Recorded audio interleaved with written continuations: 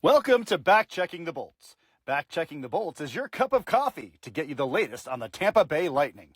Join host Jason Linkus and the managing editor of Raw Charge, Justin Godfrey, as they break down the Lightning's most recent games and go beyond the highlights, telling you what the box scores didn't.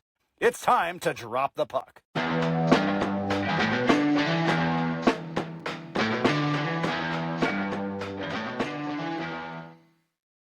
Welcome to Backchecking the Bolts. It's Friday, February 13th. Guys, if you haven't bought that Valentine's Day gift, it's not a little bit too late. Better head out there right now. But I'm Jason Linkus, and I'm always joined by my cohort in Dunedin, Florida. Ladies and gentlemen, he's Raw Charge's own Justin Godfrey. Justin, what's going on, bud? Not much. It's a beautiful day down here in Florida. We're back to our normal winter weather with the beautiful 70-degree weather during the day and a nice cool 50 degrees at night. So just enjoying just living in Florida. Little break from NHL hockey. This break is always weird. It's been a while since the NHL players have played in the Olympics. I always wondered how the players view this. Do they view this as a refresher going into the next part of the season? Or do they view this as a complete nuisance? I've always wondered that. I think a lot of it's going to depend on the player itself. I mean, a player like Nikita Kucherov is probably going insane right now, not having competitive hockey for 10 days, 2.5 weeks or whatever the break is. Whereas there's other ones that are probably enjoying being away. You know, it is a nice mental refresh. I think Cooper kind of said it in his last post-game conference. He hopes some of his players just forget about hockey for a couple of days, reset their minds, get ready for what's going to be a big push down the stretch run here. Well, you and I discussed it a couple podcasts ago. Once the players get back, this schedule gets fierce. You're talking a lot of games in a short amount of days. There's not going to be a whole lot of rest, so it's going to really test the depth of a lot of rosters moving forward. The Lightning are in a nice situation where they're not in must-win mode. Some other organizations are in must-win mode, so those guys who probably needed a day off, a goaltender who you wouldn't start on a back-to-back, the Columbuses of the world fighting for that playoff spot, they might be forced to play those guys, and it might not be the best decision for them just based on rest. A team like Florida, I kind of wonder too. I mean, they sent a bunch of people over to Milan for this tournament, but they're in the same boat as like Columbus is, where they're going to have to be scrounging around every single point on the way back. So you kind of wonder what that wear and tear is going to be like for some of these teams chasing a playoff spot. How is it going to affect them down the stretch? And then what kind of shape are they going to be in once the playoffs do start, if they do make it? So it could be, could make for a really interesting trade deadline where some of these teams that are on the fringe that maybe would occasionally go for it might just back out and move some players. So I think that the first week or so after this break is going to be really interesting. That's where you're going to see some teams decide if it's worth the run or if they're just going to back off and kind of play for next year. Now, Justin, remind everybody when the NHL trade deadline hits, because these guys don't start playing again until the 25th. The NHL trade deadline is not much further down the road.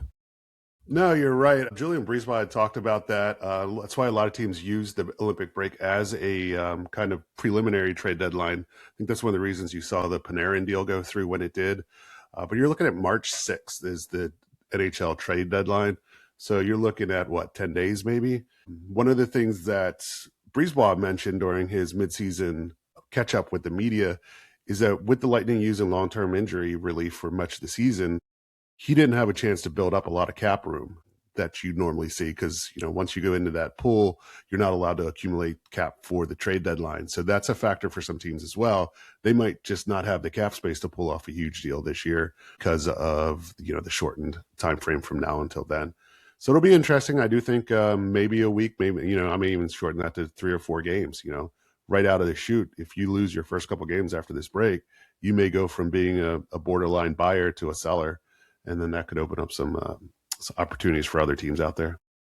You had mentioned Florida, but there's other teams, Columbus, Utah, San Jose. A lot of teams fall. There's probably about 10 to 12 that fall into that predicament. It'll be interesting to see what happens. But right now there is hockey. It's being played in Milan, Italy. And right now the time here is 8:55 Eastern time. And there's already 2 games that have been completed in the Olympics. But one of the biggest questions I hear from hockey fans in regard to the Olympics is the format. You have 3 groups, Group A, B, and C. There's 12 total teams. But Justin, what happens after the preliminary round of play? All right. So unlike some of the other international tournaments out there, kind of like the hockey, the World Juniors, or in soccer, the World Cup, in the group stage, no teams are eliminated. Basically, it's set up for seeding purposes. So after the group stages, preliminary stage is what they call it as well, the top 3 group winners, so the winners of Group A, Group B, and Group C, along with the top second place finisher in regards to all their points and tiebreaker criteria, which is a long list, way too long to go over, but trust the Olympic Committee to get it right. Those 4 teams will advance to the quarterfinals. Then the remaining teams, so the teams that finish in the 5th spot through the 12th spot, will play each other in the knockout stage. And then those winners will advance to play the teams that had a bye. From there on out, basically it's knockout. You lose, you're done, and all the way up until the gold medal game. So like I said, everybody advances, so everyone gets a chance to keep going. So for a team like Slovakia, who's now 2-0, probably weren't expected to finish among the top 2 seeds in their group, they have a chance now to play for that quarterfinal of buys and get in and maybe get a little rest and a little better seeding matchup. Justin, you had mentioned about Slovakia having a chance to get the bye. They are sort of the darling so far of the tournament. They had a surprising 4-1 victory over Finland. Not many people thought that would be the case. Yaroslav Savkoski from Montreal, 2 goals and an assist. He was one of those unsung heroes for Montreal. He came up with a huge game, but for the rest of the games pretty much went the way the experts thought. Justin, what was your thought on the first preliminary games? It was fun to watch again, honestly. You kind of forget how fast international hockey is. Caught most of that Slovakia-Finland game and pieces of the other. It's just fun to watch international hockey, to be honest. Like they said, it is truly best on best. So even their 4th lines out there, for most teams, it's recognizable names now. For your Italy and France's of the world, of course, it's some folks that you're not familiar with. But I thought, it was fun to watch. I mean, Slovakia pulled out that win, but Finland dominated most of the game. It was, Slavkovsky getting his goals, and then the goaltending by Samuel Harlev. I will butcher that name for the rest of my life, but he is like an AHL goalie. He's in the Minnesota Wild organization, signed as a free agent, had a lot of international success, but hasn't translated to North America. But he goes out and, pulls a game out for the team, and that changes their fortunes a little bit. So it is fun to watch. The Lightning have been prominently involved so far in the tournament. So it's always fun to see them wearing their nation's colors and kind of going up against each other. Who were some of the Bolts that stood out in the first couple games? I think points-wise, it's definitely going to be J.J. Moser. He had a goal and an assist in the Team Switzerland's victory. Looked really good, played a lot of minutes. You had, Gensel and Hagel doing their thing for the U.S. and Canada in their victories. Didn't contribute on the score sheet, as far as points and all, but, they played their usual high compete self, helped generate a lot of offense. Hedman picked up an empty net goal for Team Sweden. I think it was kind of a surprise. Pontus Hamburg got the call. He's actually played in both their games over Philip Forsberg for Sweden. So again, like we talked about, he brings in that defensive role. So I think Team Sweden needed that. They've actually struggled a little bit. They've probably been my biggest surprise as far as how they've played overall. They did pull out the victory against, I believe, Italy in their first game. It was a little closer than folks had expected. And then, if I'm not mistaken, they dropped a game to their arch rival Finland today. So they could be in a little bit more of a trouble than some folks had anticipated in that opening group play. Now, Justin, while the NHL is over in Italy, the AHL, they're still playing. They're getting back from their All-Star break. And the AHL All-Star game was well represented by members of the Syracuse Crunch, the Lightning affiliate in the AHL. 2 of those players, Jacob Peltier and Connor Geeky, are returning from the All-Star game. But Justin, give everyone a little bit of a refresher about the Crunch, how they're doing so far this year, and some of their top players. Yeah, so for those folks who haven't been paying attention to the AHL that much over the last few years, the Syracuse Crunch are their AHL affiliate. They've been there since 2012 and 13 when the Lightning switched from Norfolk Admirals. And right now the deal is currently signed that they're going to be their affiliate through 2026, 2027. But it sounds like both teams really enjoy the agreement, and good chance that that'll be extended out. It's been a really successful run for the 2 teams. They vibe pretty well in regards to philosophy. preparing players. They just celebrated, I believe, 100 players that have now played for both the Crunch and the Lightning. So that kind of development path that a lot of teams look for from their AHL team has been extremely successful for them. And the Crunch are kind of unique. They're one of 11 franchises in the AHL that are actually independently owned. So they're not owned by an NHL franchise like some other AHL teams. So they kind of walk that fine line between being their own organization and then, being a partner for the Lightning. Kind of been a long road for the Crunch through their years. So they started in 92 in Hamilton.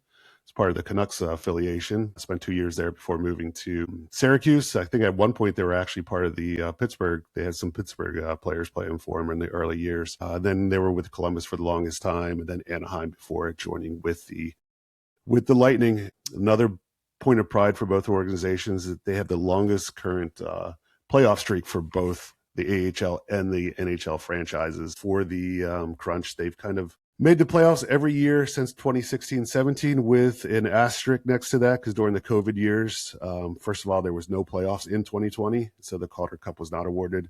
And then in 2021, the franchises had the option of participating in the playoffs or not participating, and the Crunch chose not to. That is one of those things about being an independent franchise is a lot of the financial decisions are based on the fact that you don't have an NHL ownership group, providing extra funds for you. So they kind of made that decision that it would be cost-wise, it wouldn't be wise for them without being able to put fans in the building, which their owner, Howard Dugan, had mentioned that despite whatever the restrictions were, he wasn't going to have fans in the building for the playoff game. So they decided not to. So they've had a pretty successful run, and it's been a good partnership with them so far. Now, Justin, you had mentioned that the Crunch are not owned by the Lightning. They have their own private owner.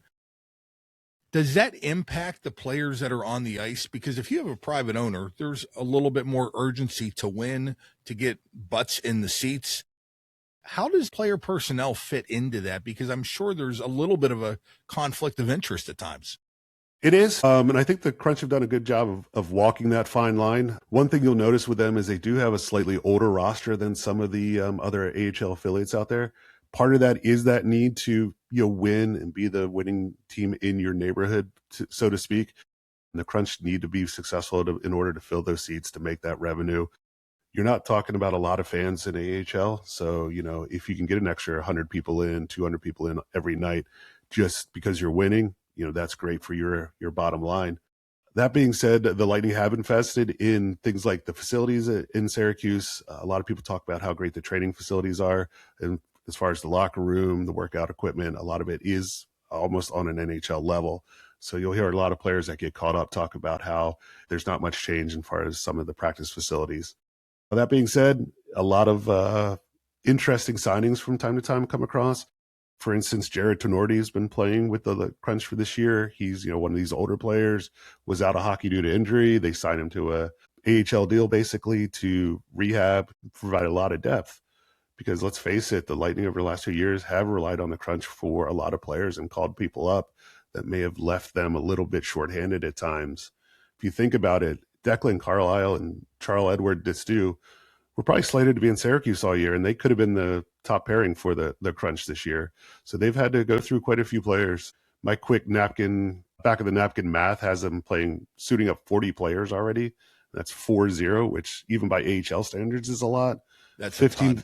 Yeah, 15 different defensemen have played. They've used at least 3 or 4 PTOs to bring people up from either ECHL franchises or SPJL. So it's kind of, it's been a lot of turnover there. So, and that's kind of tough for an AHL franchise looking for consistency because there are still some prospects that you are trying to develop on that roster. It's kind of hard when it's a different lineup every night. You had also mentioned that the Lightning have an older roster for their AHL affiliate. One of those reasons, they haven't had high draft picks. They're a team that is consistently in the conference finals, made numerous Stanley Cups over the past 5-6 years. They don't have a lot of draft picks. Also, at the trade deadline, your draft picks are your biggest assets. So they've been trading those away. So they haven't had a whole lot of picks. And we had mentioned Jacob Peltier at the beginning of this segment. He was a first-round draft pick back in 2019. Bounced his way through Calgary, a couple other organizations. I think he had a brief cup of coffee in Philadelphia. Tampa signs him as a free agent. Justin, Are those the type of players that the Lightning need to try to sign, the buy low guys, in order to replenish their minors? Yeah, definitely, definitely. And that's been a big strategy for the Lightning over the last couple of years as Brisebois has used those draft picks to improve the NHL team. A player like Peltier, he was a big part of the Philly trade with Calgary last year. I think Philly's plan was to try and they didn't offer him a contract, so they made him an unrestricted free agent. I think they kind of wanted to sign him to a different deal. You know, with the restricted free agencies, there are some financial restrictions as far as what you can sign their players for, what you have to offer them. So I think they thought they could maybe bring him in on a slightly cheaper deal.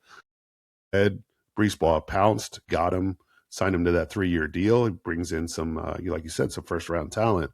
They did the same thing with Emil Lilleberg a couple years ago. He's now up on the Crunch, he's now up with the Lightning.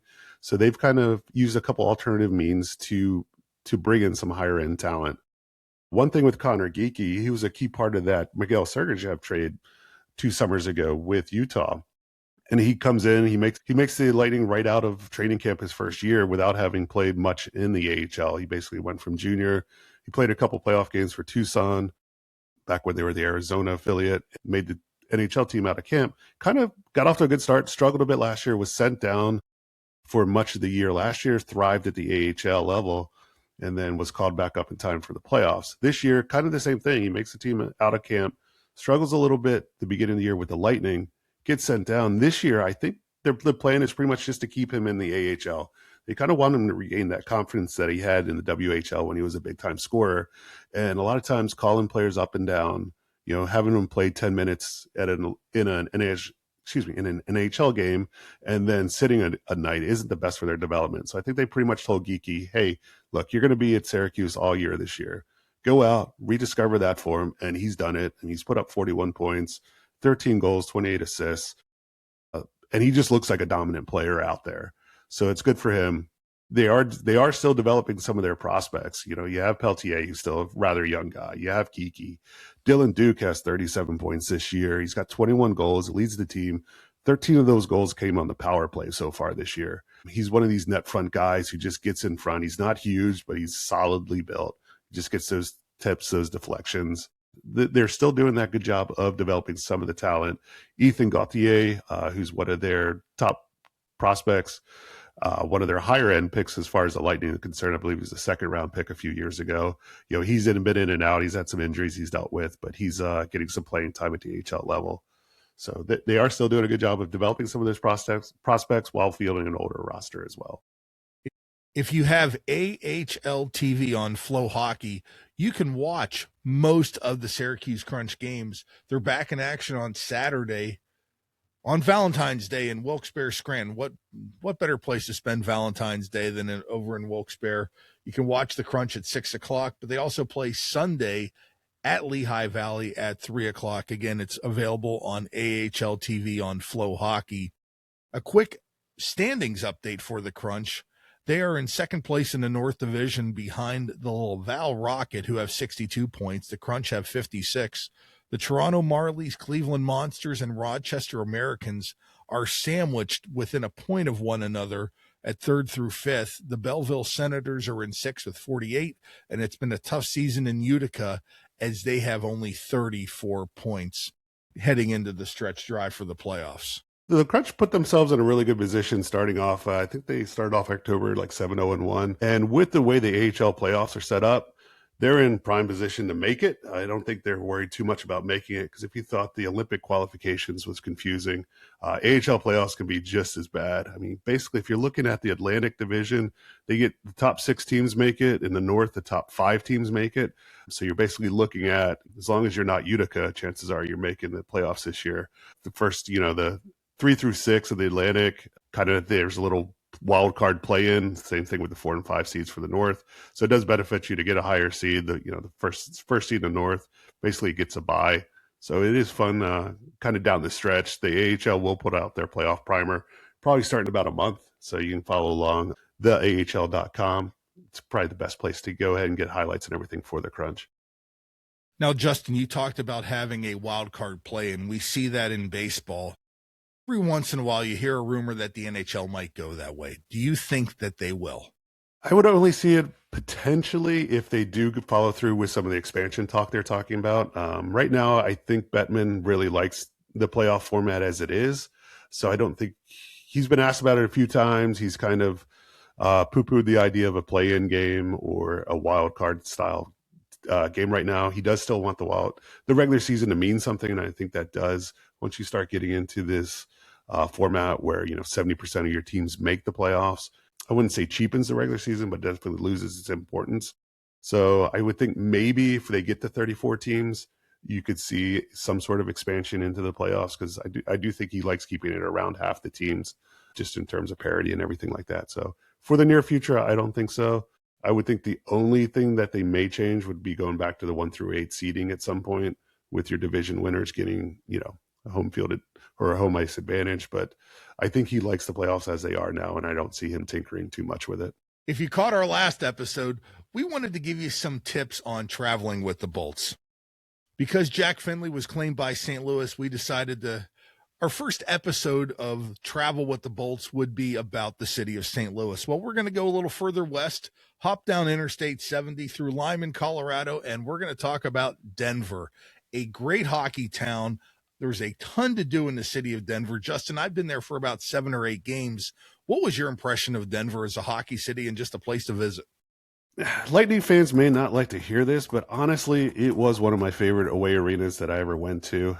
I just think the atmosphere was really good. The food selection was fantastic. As far as being able to get to the arena, it was pretty easy, especially with the way the train runs. So even if you want to stay out by the airport, which I believe we did, you can just catch the train, go straight in, walk a couple blocks, and you're right there. The interesting thing is I was looking it up, and I believe we attended the Montreal, Colorado game almost exactly 10 years ago. According to my notes, it was February 17th, 2016. So roughly 10 years ago, we were out in Colorado to watch the Avalanche take down the Montreal Canadiens. So it was like I said, just a really great atmosphere. It's not the newest arena in the world, but it felt really clean. It felt refreshed. As I mentioned, the food options were fantastic. I do have a memory of and pictures confirming that I had what they called the Park Avenue, which was a waffle on a stick with a beautiful blood orange sauce. And I still remember it was fantastic. So yeah, I really enjoyed the hockey game there. Since you and I went there, I'm in Denver probably 3 times a year, and I always try to do 2 things. I look at the Rockies schedule and I look at the Avalanche schedule to see what I can work into a trip. If you land at Denver International Airport, the first time Justin and I went there, you could not take the train into town. Now you can take the train right from Union Station all the way to the airport and back. It's really easy. You don't need to rent a car if you don't want to. Denver is one of those cities that has multiple hubs. If you're looking to fly in there, you can pretty much fly direct from Denver from anywhere between United, Southwest, and Frontier. You have an absolute ton of flight options. Now, if you're in Denver International Airport, and this is going to show how many times I'm there, if you have a flight delay, there is sort of a secret upstairs that looks like it's going into a club level, but it's not. Go there if you have a flight delay. You will be glad that you did. You can stretch out, you can charge your devices, there's plenty of space, you're away from the hubbub. Just a quick little tip there. The other thing is, if you rent a car at Denver, because so many people go skiing and so many people go into the mountains in the summertime, SUVs are at a premium. When I rent in most cities, I just get a car and then I can upgrade. If you're going to rent in Denver, if you need a specific size car, get that car on your reservation before you get there. The odds of getting an SUV are very limited. It's even more limited if you land in Denver and have to drop off your rental in another city. Yeah, good point on that second tier kind of secret spot in Denver International, the world's longest airport, it feels like. I think one thing I've always remembered about that, living in Salt Lake, we did connect through Denver quite a bit for a lot of flights. If you're at one end of the gate and have to walk to the other, it is quite a stretch. Some, people familiar with Tampa, where it's based on a hub, it seems it's more of a, hey, let's make the world's longest gates and jam as many as possible. So if you're landing A1 and you need to go to A41, just put your walking shoes on, get going. Yeah, that second level, I've written quite a few articles for Raw Charge from that level on layovers and stuff like that. And like I said, it is really peaceful. Grab some food down in the food court, take it up there, and you're golden. But yeah, Denver was a really fun town. A lot of stuff to do. I do like it's one of these downtowns where all of your arenas are relatively close to each other, whether it's Coors Field, Mile High. I think, what is it, the Ball Arena now? Ball Arena. Yeah. So yeah, it was Pepsi Center when we were there. But yeah, a lot of good stuff to do. Actually, my wife went out there last year and she spent 2 days at the Denver Art Museum. So if you want to cram in some cultural things outside of actual all sports, they do have a good museum. It's just a cool vibe as far as walking around a city as well. And then as far as nature, you do have the skiing. Not quite as close as Salt Lake City, as I put in a plug for my former hometown, but still some great mountains out there, great hiking, a lot of things to do. So it's definitely worth a long weekend sandwiched around some hockey or other sports. Yeah, you can actually, Breckenridge, if you want to go skiing, is about 2 hours west. You have the Rocky Mountain National Park, as you had mentioned. You also have the Red Rock Amphitheater. That is worth a visit, even if there's not a concert going on. If you're a college basketball fan, tons of college hoops out there. You have Northern Colorado in the Big Sky, Colorado State. They're going to be going from the Mountain West to the Pac-12. University of Colorado is in Boulder, which is relatively close. And in Air Force, I've been on a tour of Army and Navy. I have not done one of Air Force yet, but everyone says the tour of the Air Force Academy is tremendous. One other thing I want to mention is the Boulder Farmers Market. I took my wife out there. It's every Saturday morning. It is so well attended, so many different things to see and do. That's worth a trip if you happen to be out there on the weekend. If you're out there for the Stanley Cup Finals, let's just say that could happen in middle of June, check out the Greeley Stampede. If you've never been to a rodeo before, it is worth your time. I thought you were going to save that for Calgary, but yeah, we'll take your word for it. And they are probably going to make a long playoff run. So if you can do it's one of those magic weekends where they're playing a playoff game and the Rockies are in town, Coors Field, another great stadium to go to. We had a good time there as well. So it's always fun, to be able to mix your sports. And Denver's one of those towns where you can do that in. I didn't realize this in June when I was out there for the Rockies. If you go up to the ticket window the day of the game, they have seats in center field called the Rock Pile. They sell them for $4 a ticket. Where else can you find go to a baseball game for $4? I don't even know if you can do that in St. Pete anymore. But, sometimes, having a team that's not exactly successful on the field is a bonus. So, yeah, you can get those cheap baseball tickets and enjoy a nice outdoor game in the Mile High City. Are you saying that 115 losses last year wasn't a successful season? Probably not. They probably were looking to do a little better this year, but, being out there in the West with the Dodgers is never going to be fun for anybody. But I think they're slated for about 60 wins this year, if I remember the last time I looked at the projection. So it's going to be another fun year, as they say in Colorado. So. They're in a division with Arizona, the Padres, and the Dodgers. Take the under. There's a lot of nice breweries out there too, so you can drown your sorrows in some nice, Rocky Mountain water-based beers and get through the baseball season that way. Justin, tell us what's going on at Raw Charge. Just again, kind of getting through this little slow period here. Probably have some stuff coming up either on their crunch or I think a little breakdown on Dominic James's performance this year. So we'll get through the weekend that way. Start looking at the stretch run. Probably put together a little March preview. Just as we've mentioned, it's a really busy month. So kind of take a look at some of the games, some of the road trips that they have, and who they're going to be facing coming up. So pay attention. Just go to www.rawcharge.com. or follow us on Blue Sky at rawcharge.com. Well, ladies and gentlemen, the horn has sounded. That is it for today's podcast. You can find our show now pretty much everywhere. We're on Facebook, Instagram, Twitter. You can find the podcast on Spotify, Apple, iHeartRadio, you name it. You can find us there. I'm Jason Linkus. You can find me at Linkus25 on Twitter. You can find Justin on Blue Sky. If you'd like to reach the show, interested in advertising with us or working with us, linkbetpod@gmail.com. For Justin Godfrey, I'm Jason Linkus. Have a great day and go Bolts. Go Bolts.